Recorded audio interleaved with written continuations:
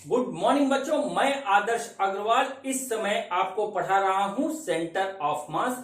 और आज का जो टॉपिक है मेरा वो है वेलोसिटी ऑफ सेंटर ऑफ मास। बच्चों ये बहुत ही इंपॉर्टेंट टॉपिक है, इसको बड़े ध्यान से पढ़िएगा। बच्चों मेरे को ये चैनल मेरी बेटी वंशिका अग्रवाल ने बना करके दिया है, जिसका नाम इसने रखा है मेरे पिताश्री की पाठशाला। और इस पाठशाला में इस समय मैं आपको पढ़ा रहा हूं फिजिक्स। तो चलिए बच्चों टॉपिक स्टार्ट करते हैं। तो आज मेरे यूट्यूब चैनल मेरे पिताश्री की पाठशाला पे मेरे पापा आपको पढ़ाएंगे वेलोसिटी ऑफ सेंटर ऑफ मास। तो मैं पीछे आती हूँ, आप लोग पढ़िएगा। बच्चों आज का जो टॉपिक है हमारा वो टॉपिक है वेलोसिटी ऑफ सेंटर ऑफ मास का, एक बहुत ही इंपॉर्टेंट टॉपिक है। मैंने आपको अभी तक जो सेंटर ऑफ मास में पढ़ाया है वो ये पढ़ाया है कि एक बॉडी है, उसका चाहे कोई भी शेप हो, कोई भी साइज हो, चाहे जैसे रखी हुई हो, उसका सेंटर ऑफ मास कैसे निकाला जाता है और कहां पर होता है ये मैंने आपको बताया है। लेकिन ऐसा तो कोई जरूरी है नहीं कि बॉडी हमेशा रुकी रहेगी। बॉडी मूव भी कर सकती है, इसको कहीं थ्रो भी किया जा सकता है, वो फट भी सकती है, तमाम जो है उसके साथ इंसिडेंट हो सकते हैं। तो ऐसी कंडीशन में जब कोई बॉडी मूव करती है तो उसका सेंटर ऑफ मास की वेलोसिटी क्या होती है, उस पर क्या क्या फर्क पड़ता है, उसके क्या रूल होते हैं, ये सब जो है वेलोसिटी ऑफ सेंटर ऑफ मास के दो वीडियो में बताए जाएंगे आपको। ठीक है, ये सब आपको वेलोसिटी ऑफ सेंटर ऑफ मास के दो वीडियो में बताए जाएंगे। बच्चों मैं वेलोसिटी ऑफ सेंटर ऑफ मास के दो वीडियो बना रहा हूं, आज ये पहला वीडियो है। और आपको यदि वेलोसिटी ऑफ सेंटर ऑफ मास में अपनी पकड़ मजबूत करनी है तो मैं आपसे ये जरूर कहूंगा कि आप दोनों वीडियो को जरूर देखिएगा। दोनों वीडियो में मैं इंपॉर्टेंट कंसेप्ट बताने जा रहा हूं, और खास तौर से जो दूसरा वीडियो होगा वेलोसिटी ऑफ सेंटर ऑफ मास का, उसमें सबसे ज्यादा कंफ्यूजन होता है, उसके सवाल बच्चों से आसानी से नहीं होते।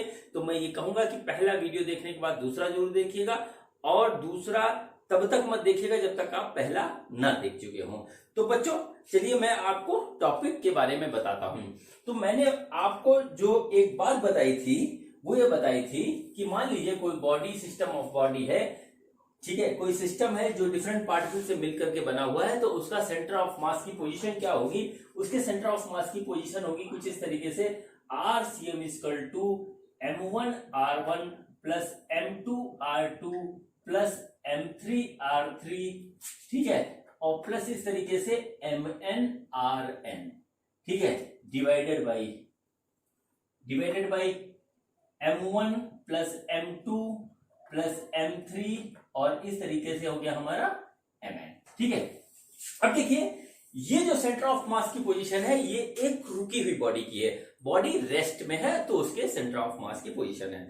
अब सपोज करिए कि हमारी बॉडी मूव करती है, पूरा का पूरा सिस्टम ही मूव करता है, डिफरेंट बॉडी का मूव करता है, तो क्या होगा कि टाइम के साथ इसकी सबकी पोजीशन बदलेगी। जाहिर सी बात है कि सेंटर ऑफ मास की भी पोजीशन बदलेगी, तो टाइम के साथ इसकी पोजीशन बदल रही है। तो क्या हुआ, अगर हम इसको टाइम के रेस्पेक्ट में डिफरेंशिएट कर दें तो बच्चों हमारा क्या आ जाएगा? हमारा आ जाएगा वो कुछ इस तरीके से हो जाएगा DRCM डिवाइडेड बाई DT, इस टाइप की चीज आ जाएगी। और इसी तरीके से हम करते जाएंगे तो M1 DR1 by DT plus M2 DR2 by DT, ठीक है, और प्लस इस तरीके से MN DRN बाई DT, इस टाइप की चीज हो जाएगी, divided by M1 plus M2 plus M3 और प्लस इस तरीके से Mn आ जाएगा। ठीक है बच्चों, अब देखिए क्या हुआ, ये फैक्टर क्या हो गया। देखिए अगर इसको ध्यान से देखें तो काइनेमेटिक्स में मैंने जो आपको पढ़ाया था,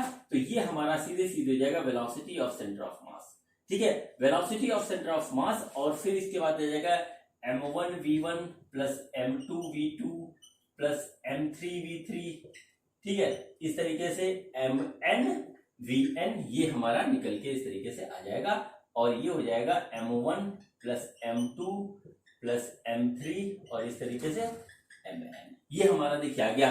तो क्या हुआ, वेलोसिटी ऑफ सेंटर ऑफ मास भी होता है उसके इंडिविजुअल पार्टिकल की वेलोसिटी इस पे डिपेंड करता है, ठीक वैसे ही जैसे कि सेंटर ऑफ मास की पोजीशन डिपेंड करती है। ठीक है बच्चों, अगर हम इसको एक बार और डिफरेंशिएट कर दें टाइम के रेस्पेक्ट में तो क्या होगा, हमारा आ जाएगा acceleration of centre of mass, और वो हो जाएगा हमारा M1A1 plus M2A2 plus M3A3 ठीक है, इस तरीके से MNAN divided by M1 plus M2 plus M3 plus MN। ठीक है, इसका मतलब क्या हुआ कि अगर हमारा जो है कोई बॉडी मूव कर रही है तो क्या होता है कि उसके सेंटर ऑफ मास की वेलोसिटी होगी जो कि उसके इंडिविजुअल पार्टिकल की वेलोसिटी से अलग होगी, और उसके सेंटर ऑफ मास का एक एक्सीलरेशन होगा जो इसके इंडिविजुअल पार्टिकल के एक्सीलरेशन से डिफरेंट होगा। वो जो है इन फार्मूलों से निकलेगा। और मैंने आपको एक बात बताई थी स्टार्टिंग में कि जो है बॉडी चाहे हमारी किसी भी शेप की हो, किसी भी साइज की हो, उस पे लगने वाला जो है फोर्स उसके सेंटर ऑफ मास पे लगता है, यानी एफ नेट हमारा कहां लगता है, एफ सेंटर ऑफ मास होता है। उसकी जो वेलोसिटी होती है, जो नेट वेलोसिटी होती है, वो उसके सेंटर ऑफ मास की वेलोसिटी होती है, और उस पे जो एक्सेलरेशन लगता है बच्चों, वो भी जो है हमारा सेंटर ऑफ मास का ही एक्सेलरेशन होता है, जिसको हम ए नेट कहते हैं। और न्यूटन का सेकंड लॉ जो होता है एफ नेट, यानी कि F centre of mass equal to M और ए सेंटर ऑफ मास होता है हमारा। बच्चों ये बात मैंने बता भी दी है और ये सही भी है।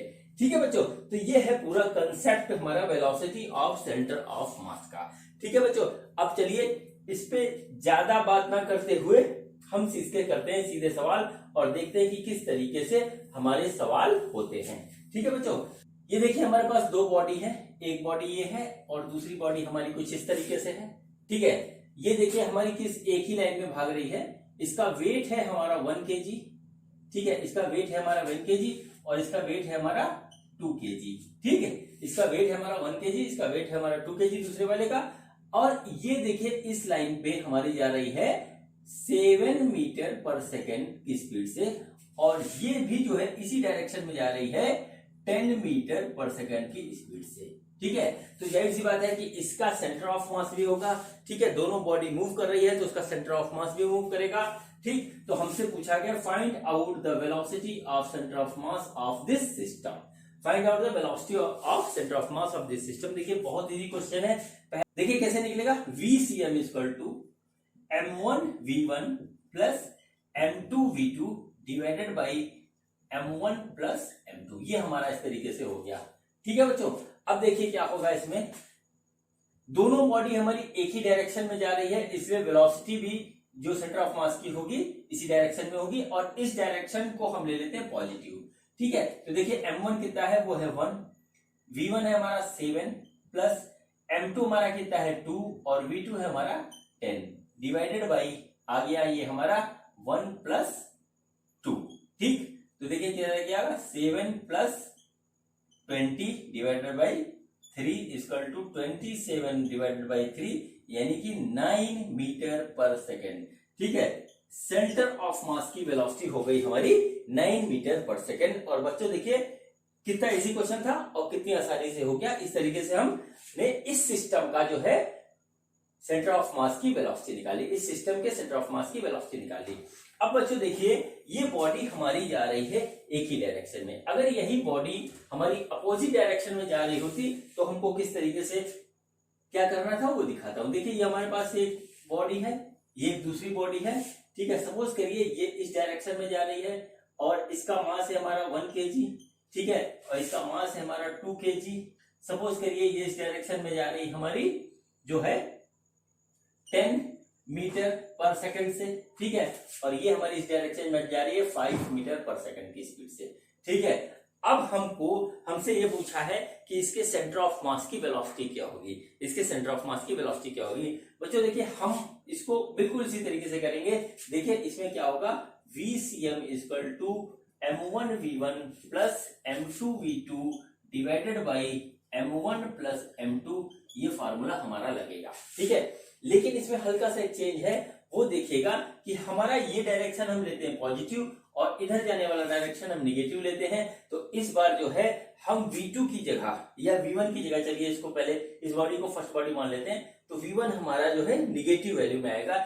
यही इसमें एक चेंज है, इसीलिए मैंने आपको ये सवाल करवाया। तो देखिए 1 इंटू -5 हो जाएगा। ठीक है, इस डायरेक्शन में जा रही है इसलिए -5 प्लस 2 इंटू 10 डिवाइडेड बाई ये M1 M2 पॉजिटिव रहेगा, ये हो जाएगा 1 प्लस 2, इस तरीके से आ जाएगा -5 + 20 डिवाइडेड बाई 3 और ये देखिए क्या हुआ, ये हो गया हमारा 15 डिवाइडेड बाई 3, तो VCM इस तरीके से आ गया हमारा, VCM आ गया हमारा 5 मीटर पर सेकेंड। बच्चों ये हो गया इसका आंसर। ठीक है, ये इस तरीके से हम इसको कर लेते हैं। हमें डायरेक्शन का बड़ा ध्यान रखना पड़ता है। तो बच्चों ये वाला जो क्वेश्चन था, ये जो 2 क्वेश्चन मैंने आपको कराया, इसमें क्या था कि बॉडी हमारी जो है सेम लाइन में जा रही है और जो है 1 डायमेंशनल हमारा मोशन हो रहा है। अब देखिए अगर हमारा मोशन 2 डायमेंशनल है, 2 डायमेंशनल किस तरीके से, सपोज करिए ये एक हमारे पास बॉडी है इस तरीके से और ये दूसरी बॉडी है। ठीक है, इसका वेट 1 kg है और इसका वेट हमारा 2 kg है। ठीक, ये देखिए हॉरिजॉन्टल से इस डायरेक्शन में इस तरीके से जा रही है, इनको मिलाने वाली लाइन कुछ इस तरीके से है। ठीक है, ये है, ये देखिए हमारा है 53 डिग्री एंगल पे जा रही है यहां से स्ट्रेट लाइन से, और इसकी जो वेलोसिटी है वो सपोज करिए 5 मीटर पर सेकेंड है। ठीक है, और ये इस डायरेक्शन में ऐसे जा रही है हमारी। ठीक है, कितनी स्पीड से, 10 मीटर पर सेकेंड की स्पीड से, और ये एंगल है हमारा 37। तो उस कंडीशन में हमारा जो है वेलोसिटी ऑफ सेंटर ऑफ मास क्या होगा, ये हमें यहाँ पे निकालना है। बच्चों देखिए यहाँ पर मोशन हमारा हो रहा है 2D में। ठीक है, एक्स में भी हो रहा है, वाई में भी हो रहा है। ठीक है, तो हम यहाँ पे क्या करेंगे, हम जो है इन वेलोसिटीज को एक्स और वाई कंपोनेंट में तोड़ेंगे और फिर एक्स डायरेक्शन में वेलोसिटी ऑफ सेंटर मास अलग निकालेंगे, वाई डायरेक्शन में अलग निकालेंगे। मैं आपको बात एक बार फिर से बता दे रहा हूं, अभी पहले जो मैंने आपको 2 क्वेश्चन करवाए थे, उन दोनों क्वेश्चन में क्या था कि हमारी जो एक ही 1 डायमेंशनल मोशन था, या तो बॉडी ऐसे जा रही थी या दोनों बॉडी ऐसे जा रही थी, 1 डायमेंशनल मोशन था। अब क्या हुआ कि बॉडी हमारी जो है 2 डायमेंशनल मोशन में है, यानी कि देखिए उसका जो है मोशन जो है वो हमारा एक्स वाई प्लेन में हो रहा है। ठीक है, एक्स वाई प्लेन में हो रहा है, ये 2 डायमेंशनल मोशन है, इसलिए यहां पर जो है थोड़ी सी वेलोसिटी एक्स डायरेक्शन में भी होगी और थोड़ी सी वेलोसिटी हमारी वाई डायरेक्शन में भी होगी। तो हम जो है एक्स डायरेक्शन में अलग सेंटर ऑफ मास की वेलोसिटी निकालेंगे और वाई डायरेक्शन में अलग सेंटर ऑफ मास की वेलोसिटी निकालेंगे। तो देखिए बच्चों किस तरीके से करेंगे, ये देख लीजिए आप, ये देखिए क्या है, ये हमने इसका क्या किया, यहाँ पे कंपोनेंट बना लिया। मैं इसको यहाँ लिख देता हूं 5 मीटर पर सेकेंड, ये हमारी इसकी जो है स्पीड है। ये देखिए बच्चों इसका कंपोनेंट इस डायरेक्शन में हमको मिलेगा, एक्स डायरेक्शन में वो ये मिलेगा 5 cos 53। ठीक है, और ये इस डायरेक्शन में हमको इस तरीके से मिलेगा 5 sin 53 डिग्री। ठीक है, अब देखिए यहाँ पे क्या होगा, इसका मास हम यहाँ लिख लेते हैं 2 kg। ठीक है, अब देखिए इसका कंपोनेंट हमको इधर मिलेगा, वो मिलेगा 10 cos 37, और इस डायरेक्शन में हमको मिलेगा, वो मिलेगा हमको 10 sin 36। ठीक है, ये हमने क्या किया, दोनों बॉडीज की वेलोसिटी के एक्स और वाई कंपोनेंट हमने तोड़ लिए। ठीक है बच्चों, तो अब हम सबसे पहले इसका निकालेंगे V X centre of mass और फिर निकालेंगे V Y centre of mass. इससे पहले मैं एक काम करता हूं, यहां पर वैल्यूज आपको लिख के दिखा देता हूं किसकी।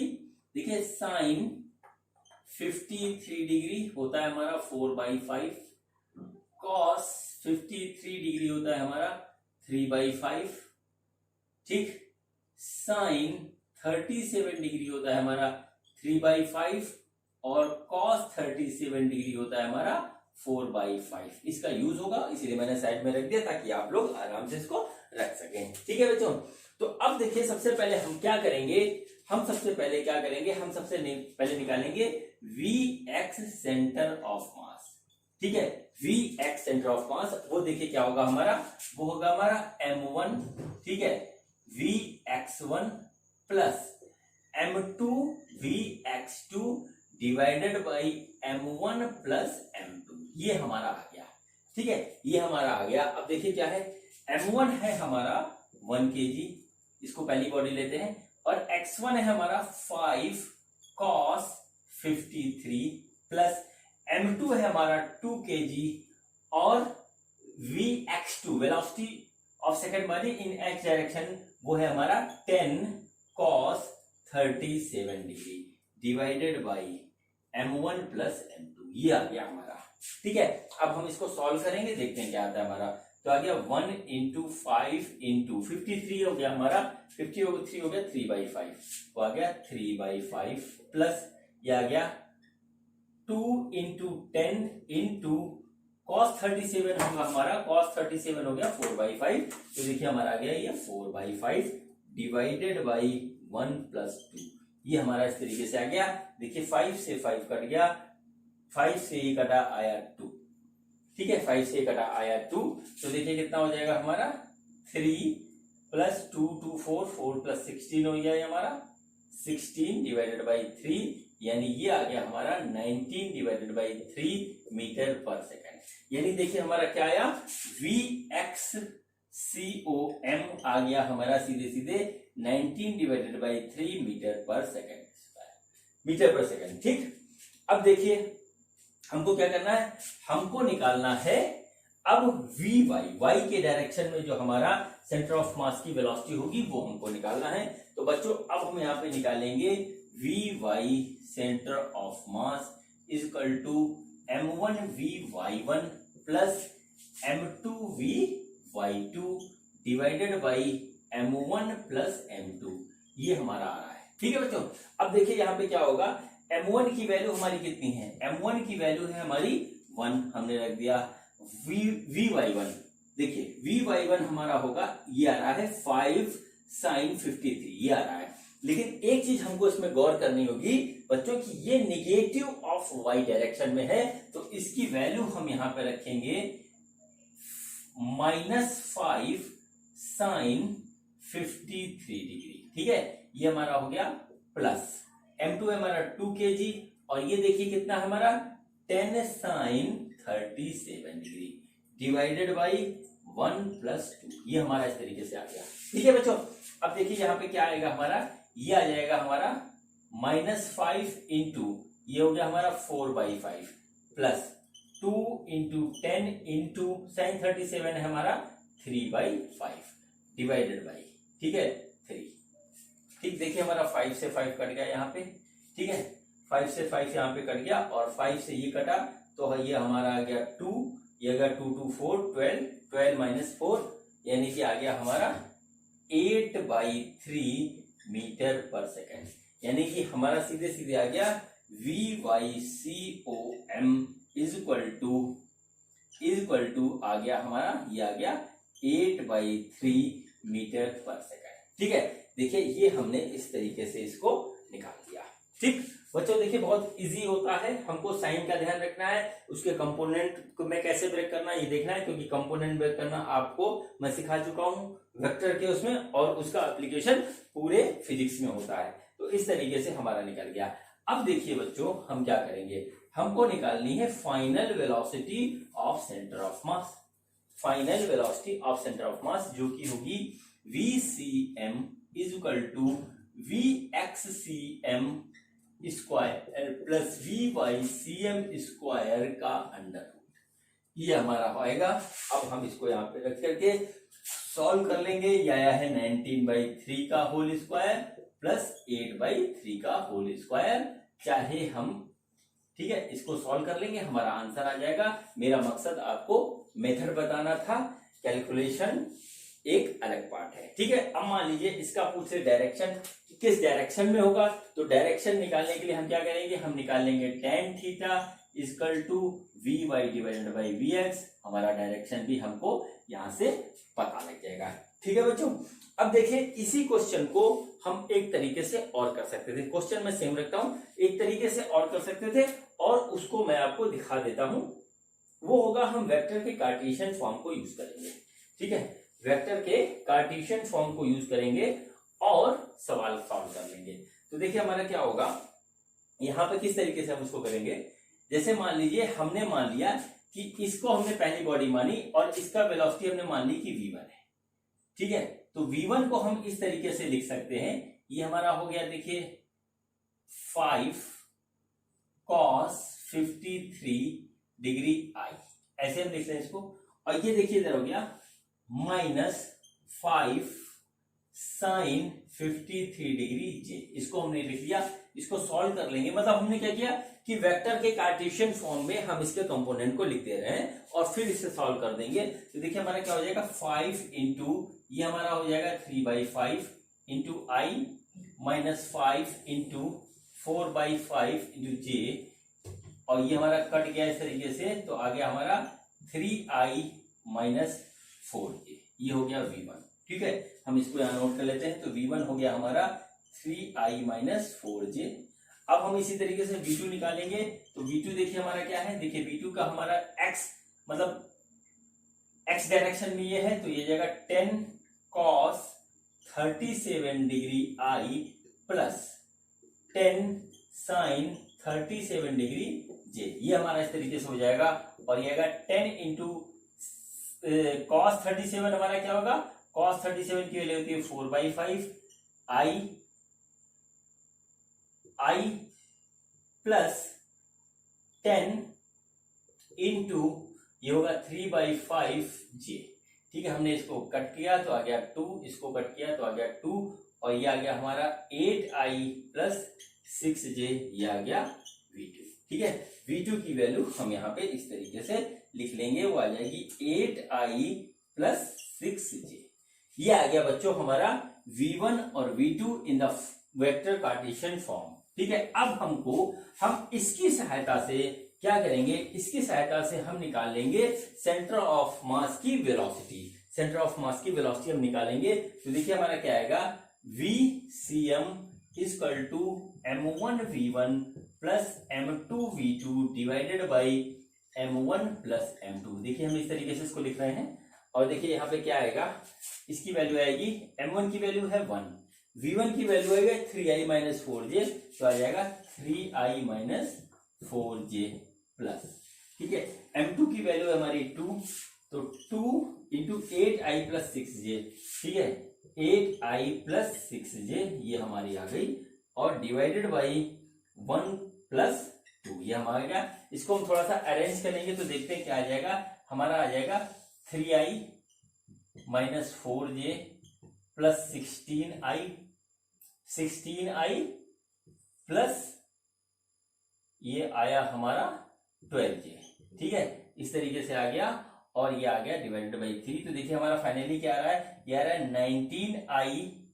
ठीक है, 19i प्लस 8j अपॉन 3, ये आ गया velocity of centre of mass. ठीक है, अब देखिए इसका भी x और y कंपोनेंट देखिए अगर बच्चों ध्यान से देखा जाए तो वही आ रहा है हमारा। इसमें देखिए x कंपोनेंट आ रहा है वो 19/3 आ रहा है, और y कंपोनेंट आ रहा है वो 8/3 आया है। हमने इससे पहले वाले मेथड से भी किया था, वो भी यही आया था।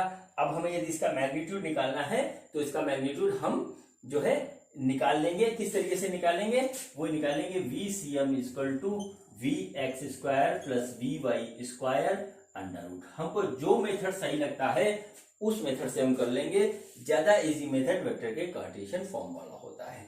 ठीक है बच्चों, तो बच्चों ये हमारा क्वेश्चन कंप्लीट हुआ, जिसमें हमारा जो है दो बॉडी एक्स वाई प्लेन में मूव कर रही थी, तो उसके सेंटर ऑफ मास की वेलोसिटी हम किस तरह निकालेंगे उसका ये पूरा मेथड था। अब चलिए बच्चों एक जो है सवाल और करते हैं, और वो है हमारा सेंटर ऑफ मास के एक्सीलरेशन से रिलेटेड, क्योंकि वेलोसिटी एक्सीलरेशन दोनों हो सकता है। ठीक है, तो हम जो है अब क्वेश्चन करेंगे एक्सेलरेशन से रिलेटेड। बहुत ही इजी क्वेश्चन है और फेमस भी है, सभी लोग करवाते हैं इसको। अब देखिए क्या है, देखिए ये बच्चों ये देखिए हमारे पास एक पुली है, और पुली से एक मास इधर लटका है जो कि 1 kg का है।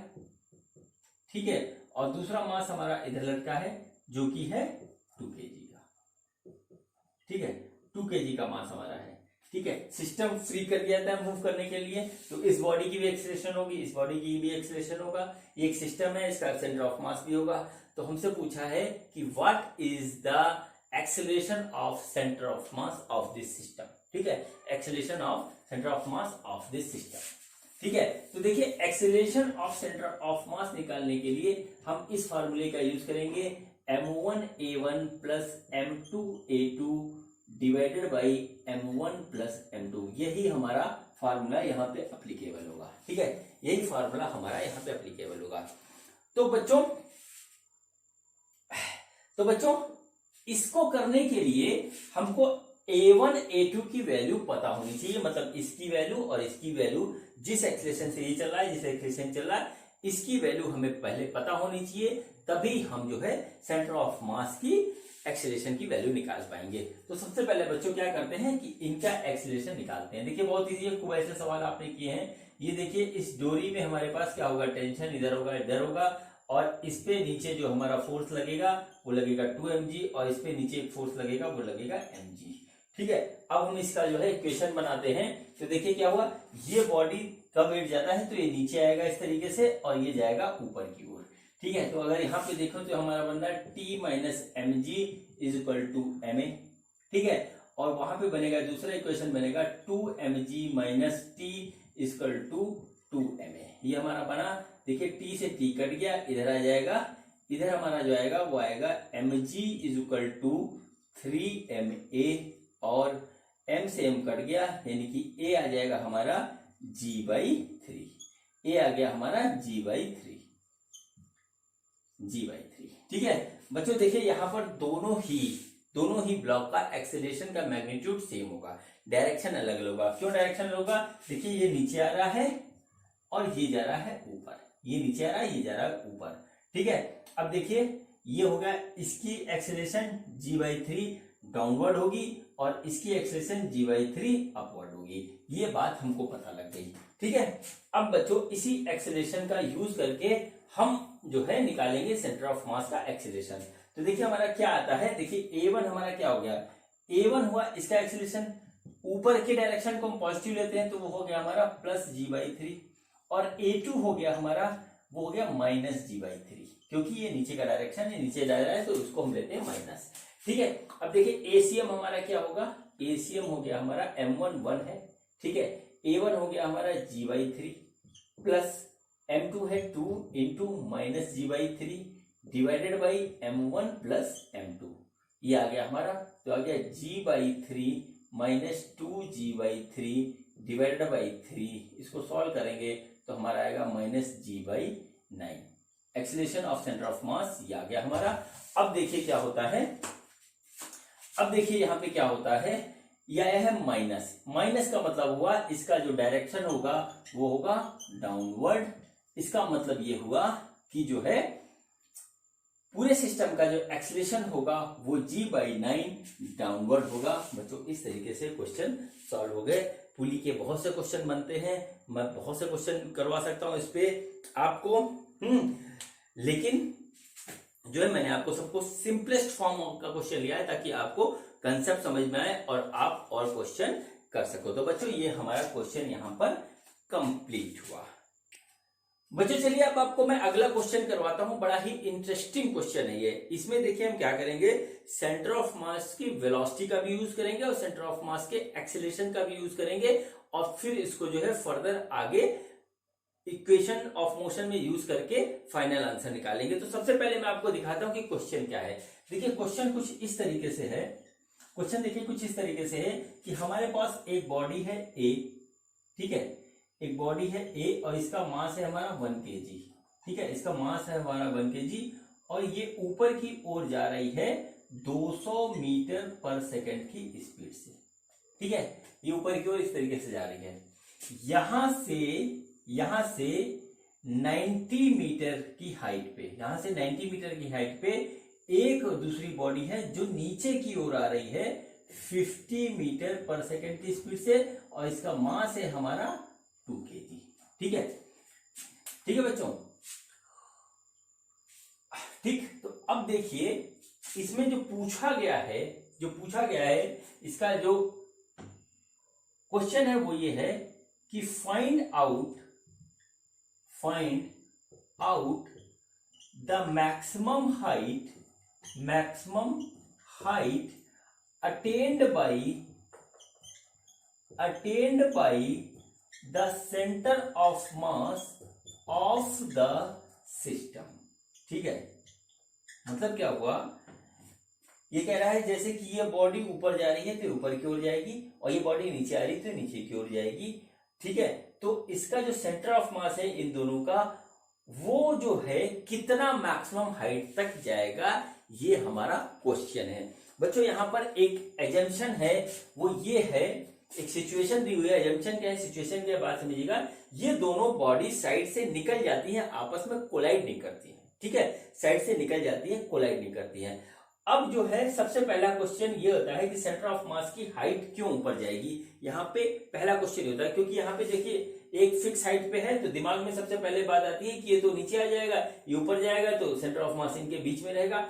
नहीं बच्चों, ऐसा नहीं होना है। देखिए हो क्या रहा है, यहाँ पे हो जो रहा है उसको हमें देखना पड़ेगा। देखिए ये नीचे वाली बॉडी है, ये ऊपर वाली बॉडी है, ये नीचे आ रही है, ये ऊपर आ रही है, ये हमारी बॉडी है बी, ठीक है, ये हमारी बॉडी है बी। अब देखिए क्या हो, ये नीचे आ रही है, ये ऊपर आ रही है, इसकी वेलोसिटी या स्पीड जो भी है वो इससे ज्यादा है, ठीक है, ये इससे ज्यादा है। मतलब क्या होगा कि ये काफी हाइट तक जाकर के रुकेगी और ये फाइनल कंडीशन में नीचे रहेगी। ये फाइनल सिचुएशन बनेगी कि ये काफी हाइट तक चली जाएगी और ये यहाँ के रुक जाएगी, तो इनके बीच का सेपरेशन देखिए फाइनल वाला बढ़ जाएगा। और उस कंडीशन में क्या होगा कि सेंटर ऑफ मास हमारा ऊपर की ओर शिफ्ट हो जाएगा। हमको वो हाइट निकालनी है, सेंटर ऑफ मास कितना मैक्सिमम हाइट तक जा सकता है। ये इस क्वेश्चन का जो है पूरा सार है, जो स्टार्टिंग में समझ में नहीं आता। और ये बॉडी रास्ते में कोलाइड नहीं करेंगी, एक दूसरे से साइड से निकल जाएंगी, ठीक है। अब देखिए यहां पर क्या होगा, यहां पर हमको निकालना है सेंटर ऑफ मास की हाइट, ठीक है। सेंटर ऑफ मास की हाइट निकालनी है हमको कि कितनी हाइट तक जो है हमारा सेंटर ऑफ मास सिस्टम का जाएगा। तो ये बच्चों हो गई हमारी इनिशियल कंडीशन और ये हो गई हमारी फाइनल कंडीशन। फाइनल कंडीशन में क्या होगा कि बॉडी बी हमारी नीचे आ जाएगी और बॉडी ए हमारी जो है ऊपर की ओर चली जाएगी, ठीक है, और यहां जाकर के ये रुक जाएगी। तो क्या होगा कि सेंटर ऑफ मास पहले यहां पे था, तो थोड़ा थोड़ा नीचे आने के बाद जो है फिर सेंटर ऑफ मास ऊपर आ जाएगा, और जहां पे बॉडी रुकेगी और ये रुकेगी वहां जाकर के हमारा सेंटर ऑफ मास रुक जाएगा। तो वो हाइट हमको निकालनी जहां पर जाकर के हमारा सेंटर ऑफ मास रुक जाता है, ठीक है बच्चों। अब देखिए सबसे पहले हमें क्या करना होगा, सबसे पहले हमको निकालनी होगी initial height of centre of mass of the system. तो बच्चों हम क्या करते हैं, इसको हम मान लेते हैं ओरिजिन। हमने इसको मान लिया कि ये ओरिजिन है। अब यहां से हम सेंटर ऑफ मास की हाइट निकालते हैं, ठीक है, यहां से हम सेंटर ऑफ मास की हाइट निकालते हैं। तो देखिए हमारा क्या हो रहा है, HCM is equal to M1H1 plus M2H2 divided by M1 plus M2। ये हमारा फार्मूला यहाँ पे काम करेगा। और देखिए हमारा हाइट ऑफ सेंटर ऑफ मास क्या आ रहा है, तो देखिए M1 हो गया हमारा 1 kg और H1 हो गया 0, क्योंकि हमने ओरिजिन इसी को माना है और इनिशियली हमारा जो है पार्टिकल यहीं पे है, प्लस M2 हो गया हमारा 2 kg और जो है H2 हो गया 90 divided by M1 plus M2, और इस हिसाब से ये आ गया 180/3 और ये आ गया 60 मीटर। यानी क्या हुआ कि हाइट ऑफ सेंटर ऑफ मास हमारा जो है यहाँ पे आया कहीं 60 मीटर पे हमारा आ गया HCM इक्वल टू 60। इसको कर लीजिए नोट, ठीक है बच्चों। अब देखिए हम क्या करते हैं, वेलोसिटी ऑफ सेंटर ऑफ मास निकालते हैं, initial velocity of centre of मास निकालते हैं, ठीक है। अब देखिए initial velocity of centre of मास निकालना है, तो देखिए हो जाएगा हमारा, उसको हम कर लेते हैं यूसीएम, इनिशियल यूसीएम, ठीक है। यूसीएम हमारा हो जाएगा, वो हो जाएगा M1U1 plus M2U2 divided by M1 plus M2, ये हो जाएगा बच्चों। देखिए क्या होगा, M1 हमारा है 1 kg और इसकी वेलोसिटी इनिशियल है 200 मीटर पर सेकंड, प्लस M2 है हमारा 2 kg और वेलोसिटी होगी इसकी -50, क्योंकि देखिए ये नीचे की ओर आ रहा है, ये ऊपर की ओर आ रहा है। ऊपर के डायरेक्शन को हम पॉजिटिव लेते हैं, नीचे के डायरेक्शन को हम लेते हैं नेगेटिव। तो इस तरीके से ये हमारा आ गया, डिवाइडेड बाई क्या हो गया 1 + 2 यानी M1 + M2। इसको हम सॉल्व करेंगे तो 200 - 100 डिवाइडेड बाई 3 और इसकी वैल्यू आ गई 100/3 मीटर पर सेकेंड। यानी कि हमारा हो गया, देखिए हमारा क्या होगा, initial velocity of centre of mass वो आ गई हमारी 100/3 मीटर पर सेकेंड और पॉजिटिव आया है तो ये होगी हमारी अपवार्ड, ठीक है, अपवार्ड की उसकी होगी जो है वेलोसिटी। अब हम एक काम और करते हैं, वो ये करते हैं कि हम निकालते हैं एक्सेलरेशन ऑफ सेंटर ऑफ मास। तो देखिए एक्सेलरेशन ऑफ सेंटर ऑफ मास क्या होगा हमारा, वो होगा m1 a1 plus m2 a2 divided by m1 plus m2। ठीक, अब देखिए m1 हमारा क्या है 1, a1 है हमारा, देखिए a1 क्या, पहली बॉडी की हमारी जो होगी वो होगा हमारा, पहली बॉडी का होगा हमारा एक्सीलरेशन। अब देखिए बॉडी जो गिर रही है वो ग्रेविटेशन के अंदर गिर रही है, तो ये होगा हमारा -g नीचे की डायरेक्शन में, प्लस m2 हमारा 2 kg और ये भी हमारा हो जाएगा -g डिवाइडेड बाई ये हो गया 1 + 2। तो हमारे पास आ रहा है इसका एक्सीलरेशन -g, यानी एक्सीलरेशन ऑफ सेंटर ऑफ मास होगा हमारा, वो भी हो जाएगा हमारा जो है -g। ठीक है, क्योंकि बॉडी हमारी सेंटर जो है ग्रेविटेशन के अंदर फ्रीली फॉल हो रही है। अब देखिए, अब हम यहाँ पे क्या करेंगे, अब हमको निकालनी है हाइट ऑफ सेंटर ऑफ मास। तो बच्चों देखिए फाइनली जो होगा, फाइनली क्या होगा, फाइनली ये बॉडी जाकर के यहाँ पे रेस्ट में आ जाएगी और ये यहाँ पे रेस्ट में आ जाएगी, यानी क्या होगा कि सेंटर ऑफ मास की फाइनल जो वेलोसिटी हो जाएगी 0। ठीक है, जब हम किसी को ऊपर फेंकते हैं तो जाकर के बॉडी यहाँ पर रेस्ट में आ जाती है, जहां पे उसकी v 0 हो जाता है, वहीं पे तो जाके मैक्सिमम हाइट वो लेती है। मोशन अंडर ग्रेविटी में मैंने आपको ये पढ़ा रखा है। तो क्या होगा कि मैक्सिमम हाइट तक जहां जाएगी वहां तक हो जाएगी इसकी वेलोसिटी 0 और इसकी भी वेलोसिटी 0। जब दोनों की वेलोसिटी 0 हो जाएगी तो उसके सेंटर ऑफ मास की भी वेलोसिटी 0 हो जाएगी। तो हमारा जो है VCM जो है VCM हो जाएगा 0। अब देखिए मैक्सिमम हाइट निकालने के लिए हम जो फार्मूला यूज करेंगे वो यूज करेंगे VCM square equal to UCM square plus 2GHCM। ठीक है, ये हमारा यहाँ पर लगेगा फार्मूला। ठीक है, G की बजाय यहाँ पर इस तरीके से अभी स्टार्टिंग में आप रख लीजिए ACM इंटू HCM, यानी acceleration of centre of mass, initial velocity of centre of mass, final velocity of centre of mass और HCM height of the centre of मास। अब देखिए एक एक वैल्यू रखेंगे, आंसर आ जाएगा हमारा। देखिए आ गया 0 स्क्वायर और UCM है हमारा 100/3 का whole square plus 2 into ACM है हमारा -g, तो यहाँ लिखेंगे -10, g हमारा 10 है और HCM हमको निकालना है, इसको हम HCM रख देते हैं। ठीक है, तो देखिए हमारा क्या हो रहा है, हमारा जो आ रहा है वो कुछ इस तरीके से आ रहा है, वो आ रहा है 20 HCM इज इक्वल टू 100/3 का होल स्क्वायर, यानी कि ये आ गया हमारा 10,000 डिवाइडेड बाई 9 HCM। यहाँ पे इस तरीके से आया। तो height of centre of mass जो हमारी होगी, हाइट ऑफ सेंटर ऑफ मास होगी हमारी, वो हो जाएगी हमारी 10,000 डिवाइडेड बाई 180। इसको हम यहाँ से ऐसे देंगे काट और इसको जब सॉल्व करेंगे तो हमारा आएगा 55.55 मीटर। ठीक है, ये हो गया HCM। ठीक है, अब बच्चों देखिए यहाँ पर एक है पेज, हमसे पूछा गया है find out the maximum height attend by the centre of mass of the system.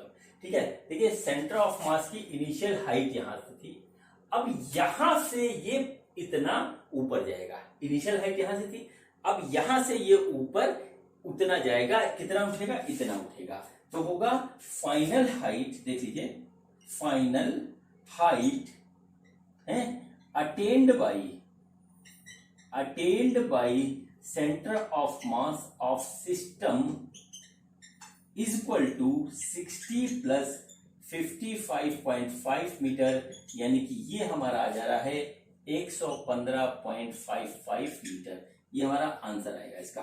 ठीक है बच्चों, इस बात को यहाँ पे, इस पॉइंट को समझिएगा। देखिए जो बॉडी किसी पोजीशन पे है और वहां से हाइट अटेन कर रही है, तो फाइनल हाइट उसकी यहाँ पे, जैसे यहाँ पे थी और इतनी ऊपर और गई वो, तो फाइनल हाइट उसकी यहाँ तक जाएगी। ठीक है, यहाँ पे यही एक पेंच है इस क्वेश्चन में, यही समझ में नहीं आता। देखिए ये इनिशियल हाइट सेंटर ऑफ मास की ये थी। ठीक है, अब जो है ये ऊपर गया तो यहीं से ऊपर जाएगा। ठीक है, वही हमारे पास यहाँ से निकल के आया है, वही हमारे पास यहाँ से निकल के आया है। तो फाइनल जो मैक्सिमम हाइट होगी सेंटर ऑफ मास की वो ये होगी। इनिशियल हाइट हमारे पास ये थी और जो है मैक्सिमम हाइट हमारे पास आ रही है 115.55 मीटर। बच्चों देखिए ये क्वेश्चन था, ये थोड़ा सा टिपिकल क्वेश्चन है, मुझे बहुत पसंद है क्वेश्चन, इसलिए मैंने आपको ये करवाया है। ठीक है बच्चों, तो मेरा ये आज वेलोसिटी ऑफ सेंटर ऑफ मास का पहला वीडियो खत्म हुआ है। नेक्स्ट वीडियो जो है वो बहुत ही इंपॉर्टेंट है और अधिकतर क्वेश्चन बच्चों उसी से आते हैं। उसमें क्या होगा हमारा कि हमारा सेंटर ऑफ मास की वेलोसिटी 0 रहेगी, लेकिन हमारी बॉडी इधर से उधर मूव करेगी और उसी में बच्चे होते हैं कंफ्यूज। तो मैं आपसे रिक्वेस्ट करूंगा कि अपना कंसेप्ट क्लियर करने के लिए next video velocity of centre of मास का जरूर देखें। ये हमारा फाउंडेशन तैयार करने वाला वीडियो था, वो हमारा रिजल्ट देने वाला वीडियो होगा।